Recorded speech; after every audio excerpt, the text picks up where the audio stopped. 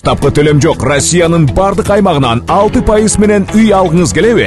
Айына болгону 50 000 рубльдан жогору төлөп, кыялдагы үйүңүзгө ээ болуңуз. Planeta 312 компаниясы сиздин ыңгайыңыз үчүн иштейт. Эгер акча топтоп, кыймылсыз мүлк сатып алгыңыз келсе, өз үйүңүздө жашоону эңсеп жатсаңыз, жакшы инвестиция кылууну ойлосоңуз, же болбосо Россиядан Кыргызстанга акчаңызды көбөйтүп кайткыңыз келсе, биз жардам беребиз. Biz sunuştayız. Батирлер, жер үйлөр, коммерциялык мүлк, жер участоктары, машина коюучу жайлар, жер алып, үй салуу жана кайра сатууга жардам. Кызматтар: 7 жашка чейин балдарыңыз болсо, 6% менен үй алсаңыздар болот. Банктан ипотека алууда одобрение, юридикалык тазалыкты текшерүү, рефинанс кылуу, сатып алуу, сатууда коштоо, страховка жана салык кайтарым, налоговый вычет. Биздин дарек: Волгоградский проспект 28, строение 1, офис 238, байланыш номерлер +7 926 826 08 22, +7 965 311 53 51. Planeta 312. Биз менен үй алуу мүмкүнчүлүгү ар бир адамга жеткиликтүү. Баштапкы төлөмсүз шашылыңыз. Эркештам чек ара постундагы аскер өзүнө ок чыгарганы айтылууда. Ош облусунун Алай районундагы Эркештам чек ара постунда кызмат өтүп жаткан 22 жаштагы аскер кызматкери өзүнө ок чыгарды. Бул маалыматты аскер прокуратурасы тастыктады. Маалым болгондой, окуя 7 апрелде болгон. Аскерге Ош облустук ооруканасында операция жасалып, абалы оор деп бааланууда. Аскер прокуратурасы бул окуя аскер кызматын өтөө менен байланыштуу эмес экендигин билдирүүдө. Учурда факт боюнча сотко чейинки текшерүү жүргүзүлүп, бардык жагдайлар такталууда. 3 айдын ичинде айып бузуулардан бюджетке 70 миллион сомго жакын каражат түштү. Бул тууралуу 8 апрелде транспорт министрлигинен билдиришти. Маалыматка ылайык, 3 айда транспорттук көзөмөл пункттарында, станциялык курулмаларда жүргүнчү жана жүк ташуучу 189 396 автоунаа текшерилди.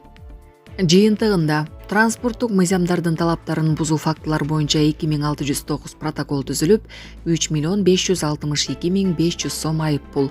Чектелген салмак габариттик ченемдерди сактабагандыгы үчүн 998 протокол түзүлүп, 17 465 000 сом айып пул. Эл аралык жүк. Сонун жаңылык. Сиз билген жана иченген Умбем клиникасы эми сизге дагы да болсо жакыныраак болду. Анткени бизде жаңы филиал ачылды. Андыктан келип, өзүңүздүн жана жакындарыңыздын ден соолугуна кам көрүшүңүздү сунуштайбыз. Биздин жогорку даражадагы дарыгерлер төмөндөгү адистиктер боюнча кабыл алат: стоматология, гинекология, терапия, лор, хирургия, педиатрия, урология, УЗИ жана башка адистиктер. Лабораториялык анализдин 5000ден ашуун түрү алынат. Жогорку даражадагы стерилизациялоо. Биздин дарек: ВДНХ метросу, Кондратюка көчөсү 2. Телефон номерибиз 8925 103 22 55. Кабыл алууга алдын ала жазылып келүүңүздөрдү суранабыз. Умбем клиникасы. Сиздин ден соолугуңуз, биздин камкордук. Ташуулардын тартибин сактабагандыгы үчүн 143 протокол түзүлүп, 2 860 000 сом айып пул салынган. Салмак габариттик өлчөмдөрдү ченөөдөн түшкөн жыйым 2 557 635 сом. Бөлүнгүс ири көлөмдүү жана оор жүктөрдү ташууга атайын уруксат берүүдөн 36 791 392 сом. Көп жолу колдонулуучу атайын уруксатты берүүдөн 1 114 281 сом жыйым чогулду.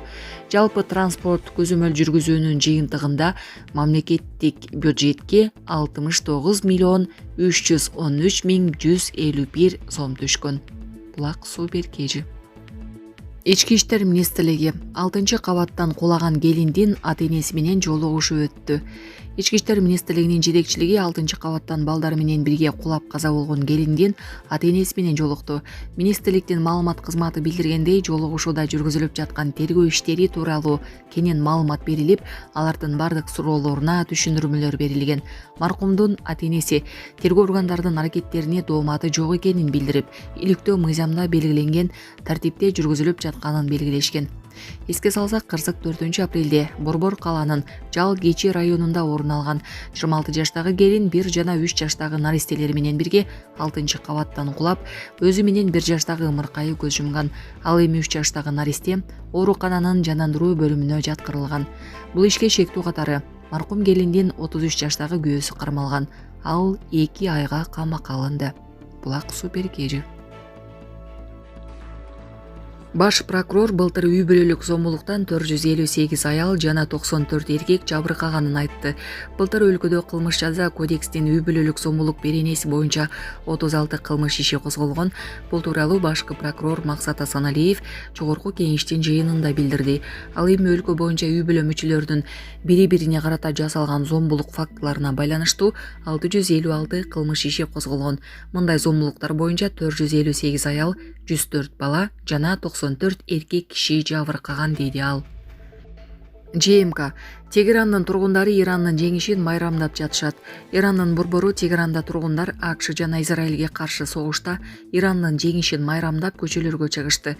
Бул тууралуу чет элдик басылмалар жазып, видеолорду жарыялашты. Маалыматка ылайык 8 апрелге караган түнү миңдеген ирандыктар Тегеран жана башка шаарларда көчөгө чыгып, АКШ менен Израилди жеңгенин майрамдашкан. Ага катышкандар душмандардын желектерин өрттөшкөн. Буга чейин Ирандын жогорку улуттук коопсуздук кеңеши АКШ жана Иран сунуштаган 10 пункттан турган планга макул болгонун билдирген. Белгилей кетсек, АКШ менен Ирандын ортосундагы тынчтык келишиминин шарттарын иштеп чыгуу боюнча сүйлөшүүлөр 10 апрелде Пакистандын борбору Исламабадда өтөрү кабарланган. Учурда эки тарап 2 жумалык тынчтык келишимине макул болушту. Иран убактылуу ок атышууну токтотуу келишимин АКШ сактабаганын билдирди. Иран бийлиги АКШ менен Израиль убактылуу ок атышууну токтотуу келишимин бузуп, өлкөнүн түштүгүндөгү мунай иштетүүчү заводко сокку урганын билдирди. Бул тууралуу Орусиянын РИА Новости басылмасы Ирандын Пресс ТВ телеканалына таянуу менен жазды. Андагы маалыматка ылайык, келишим түзүлгөндөн кийин америкалык, израилдик күчтөр Лаван аралыгындагы мунай иштетүүчү заводдун аткылашкан.